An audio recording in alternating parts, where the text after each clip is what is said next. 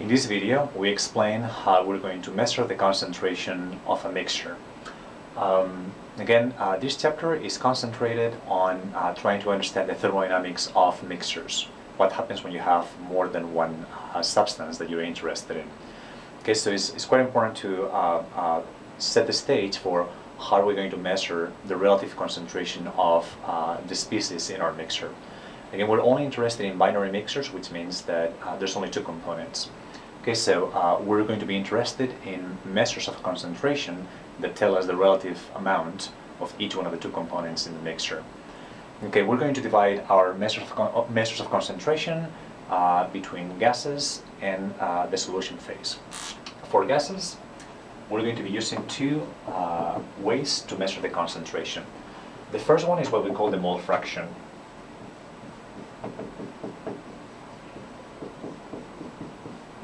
Okay. And the mole fraction has a very clear definition. The mole fraction of a species, say A, okay, of a gas A, would be the number of moles of A that you have in your sample over the total number of moles in that sample. If it's a binary mixture, then you only have two components, A and B, right? So that tells you that the mole fraction of A would be the number of moles of A over the total number of moles, A plus B. If you have three components, then that will be the number of moles of A, B, and then C, the third component. And you can continue to do this forever. Now, the mole fraction is a very useful measure of concentration because it tells you the relative amount of one substance with respect to the other directly. So for example, suppose that you make a mixture of two gases and the mole fraction of A happens to be 0.990 and the mole fraction of B happens to be 0.10. Okay?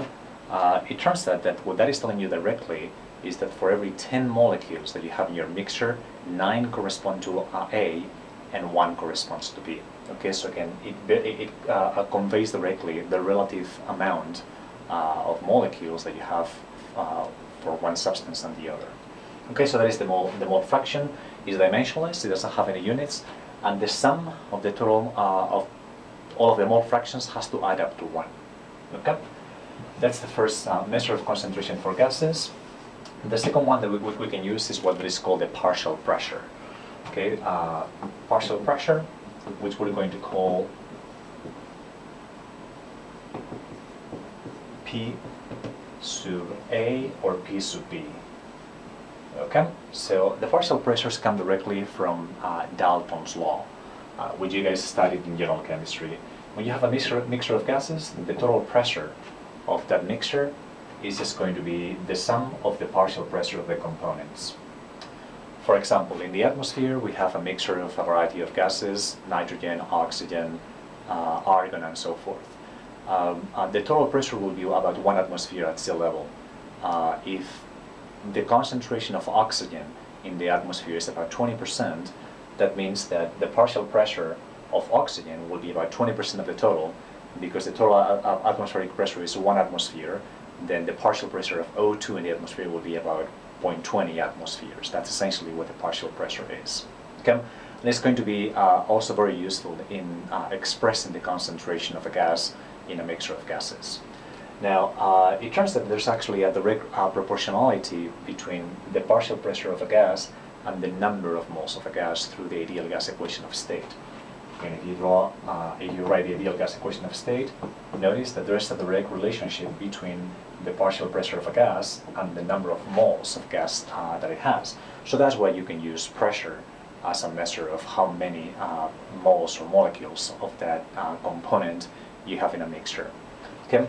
Because this is true, then we can actually also get the mole fraction of a species from the partial pressure of that species if you have it. Okay, so for A, you can actually, if you have the total pressures, okay, the mole fraction of A will be simply the partial pressure of A over the total pressure. Notice that this equation is exactly the same as what we had before with moles, N sub A, and tot. Okay, where N tot will be the sum of the two components, A and B. Again, and this is true because these two properties, these two magnitudes, are directly related to each other for an ideal gas. Okay? So these are the two ways that we have to express the measure of concentration when you have a mixture of gases. Now, moving on to the solution phase. Okay? there's going to be a different set of concentrations that we have to worry about for the solution. Okay, so when you have substances in the liquid phase, we're also going to be using mole fractions, and the definition of mole fraction is not going to change. Okay, so the definition of mole fraction will be equal to n sub a over n sub a plus n sub b, or n sub tot, the total number of moles if you have more than two components. Okay, notice that the way that we define the mole fraction is identical in the gas and in the solution phase. So we'll have to be very careful to specify when are we talking about the liquid and when are we talking about the solid or the gas, right? So usually, or it won't be uncommon to find occasionally that we express the mole fraction of the liquid as this: x sub a parenthesis liquid to say that this is in the solution, or parenthesis gas if this is for the gas. Okay, but again, the definition is the same. Aside from the mole fraction, we're going to be using a couple more measures of concentration. The second one is going to be the molarity, or called molar concentration.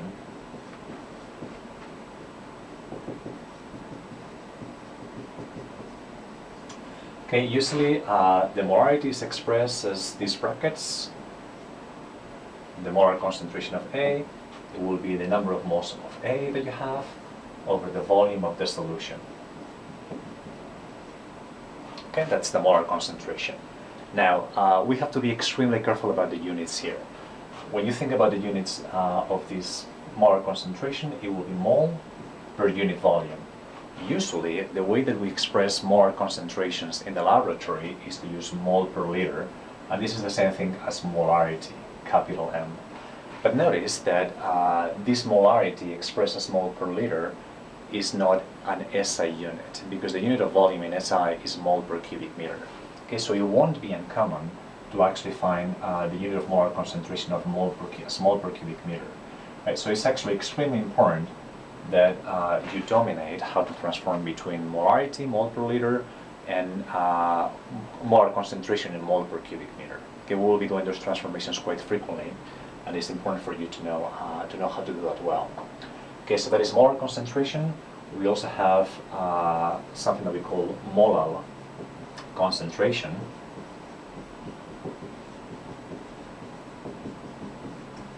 which is also called molality.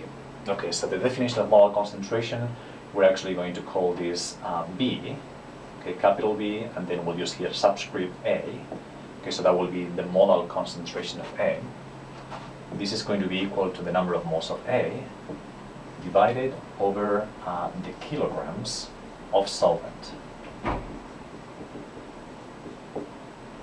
Okay, the units are going to be mole per kilogram. Okay, notice that that is directly in the SI system, so we don't have to worry about transformations for now. Okay, so what is the difference between these two? The difference, well, it's obvious what the difference is from just the definition. Generally, we use this in the laboratory, but it turns out that this has some problems. For example, we actually know that the volume of a solution changes with temperature. Okay, the density of a liquid changes with temperature. That means that this denominator here is dependent on temperature, and that means that, well, for accurate work, you're going to have to be careful about how you define the concentrations at different temperatures. That is not the case for molality. Molality actually does not depend on the temperature. Notice that here you have number of molecules, which doesn't change with temperature, and here you have the mass, which also does not change with temperature. So molality is used in accurate work, and we will be using it in some problems as well. Okay, there's one final measure of concentration that we need to talk about, and that is called the mass concentration.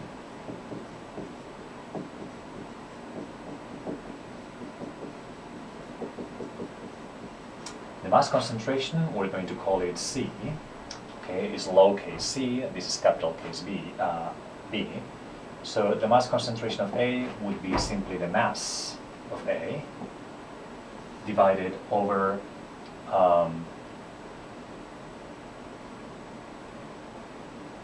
the volume of the solution. Okay, so the units of these are going to be kilograms And again, we have here the same problem as before. This could be liters, or it could be cubic meters.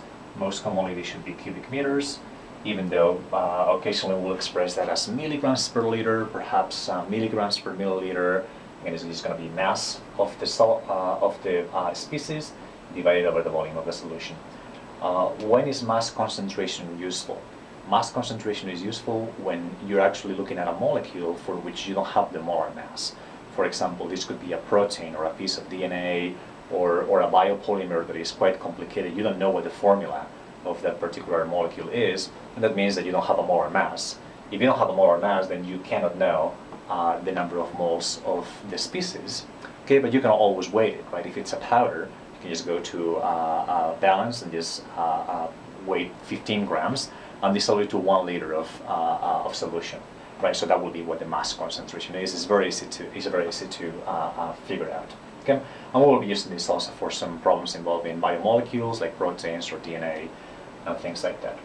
Okay, so this is again in this video we have explained how we're going to talk about the concentration of species when you have a mixture, and we've done that for both the gas phase and the solution phase.